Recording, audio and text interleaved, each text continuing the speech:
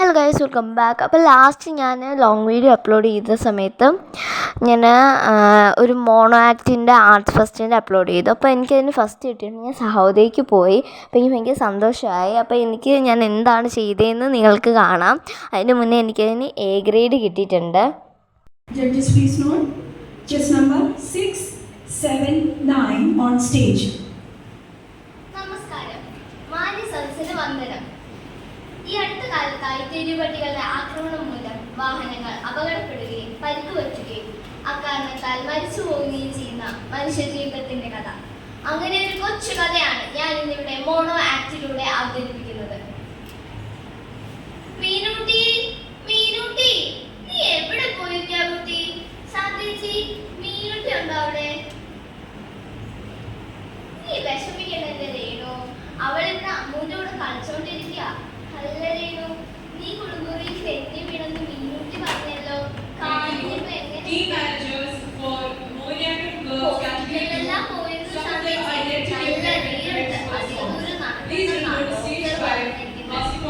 മീനൂട്ടി, ഒന്ന് വേഗം വാട്ടോ.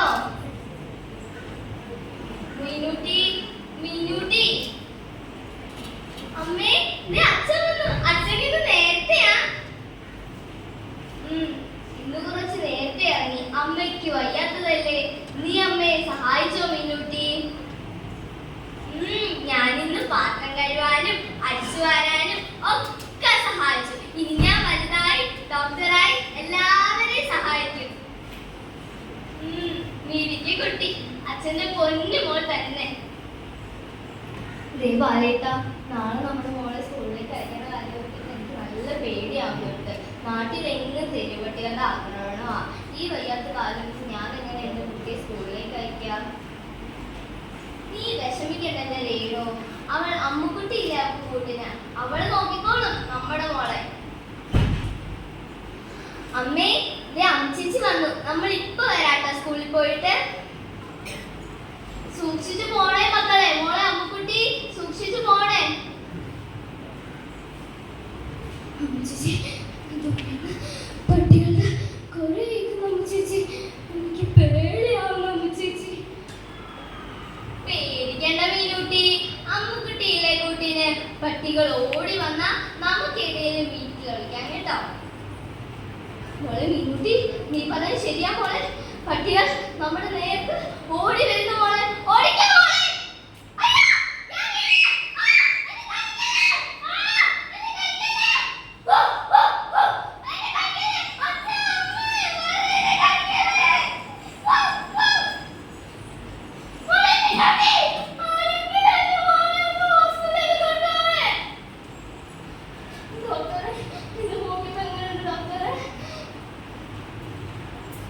കുട്ടിയെ വന്നപ്പോൾ തന്നെ നമ്മൾ ഇഞ്ചക്ഷൻ എടുത്തിട്ടുണ്ട്. മുഖത്തിനാണ് ഏറ്റവും കൂടുതൽ കടിയേറ്റിട്ടുള്ളത്. നിങ്ങൾ വിഷമിക്കാതിരിക്കും. എന്തെങ്കിലും ഒന്ന് കഴിക്കുമ്പോൾ അങ്ങനെ ഇഷ്ടപ്പെട്ട് പാൽക്കഞ്ഞി കൊണ്ടുവന്നിട്ടുണ്ട്. എന്റെ മുഖം പതിയുള്ളതല്ലേ, എന്തെങ്കിലും ഒന്ന് കഴിക്കുമോളെ. കഞ്ഞി പോയിട്ട് ഒമിനീര് പോലും എനിക്ക് ഇറക്കാൻ പറ്റുന്നില്ല അമ്മ. താഴ്ത്തിട്ട് വയ്യമ്മ.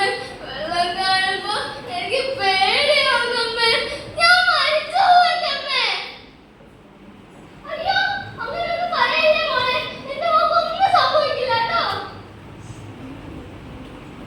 കുട്ടിയെ നമ്മൾ വേറെ റൂമിലേക്ക് മാറ്റുന്നുണ്ട്. അവർക്ക് നല്ല പനിയും വയ്യുകയും ഉണ്ട്. നിങ്ങൾ നന്നായി പ്രാർത്ഥിച്ചുകൊള്ളു. അവൾ നമ്മളെ വിട്ടു പോയി. അവൾ നമ്മളെ വിട്ടു പോയി. ഇല്ല, ഞാനത് സഹിക്കില്ല. എനിക്കത് സഹിക്കാൻ കഴിയില്ല.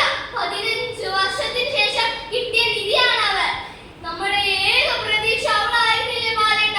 എന്തൊക്കെ സ്വപ്നങ്ങളായിരുന്നു, എല്ലാം തകർന്നില്ലേ? ഇഞ്ചക്ഷൻ എടുത്തിട്ട് പോലും എന്താ ഡോക്ടറെ ഞങ്ങൾക്ക് ഞങ്ങളുടെ മോളെ നഷ്ടമായത്? പേ പിടിച്ച നായയുടെ കടി തലയ്ക്ക് മുകളിലേറ്റാൽ പെട്ടെന്ന് വയസ്സുകൾ തലച്ചോറിലെത്തും. ഇഞ്ചക്ഷൻ എടുത്താൽ പോലും ചിലപ്പോൾ നമ്മൾ നിസ്സഹായരാകും. ഒരിറ്റ വെള്ളം പോലും ലഭിക്കാതെയാണ് എന്റെ മോൾ ദയനീയമായി മരിച്ചത്. ഒരച്ഛനും അമ്മയ്ക്കും ഈ ഗതി ഉണ്ടാകുന്ന എന്റെ മോളെ. അതെ, സഞ്ചാര സ്വാതന്ത്ര്യം ഇന്ത്യൻ ഭരണഘടന ഒരു പൗരന് നൽകുന്ന മൗലികാവകാശങ്ങളിൽ ഒന്നാണ്. ഇതിനെല്ലാം പരിഹാരം കാണാൻ അധികാരികൾക്കാണ് തുറന്നേ മതിയാവും.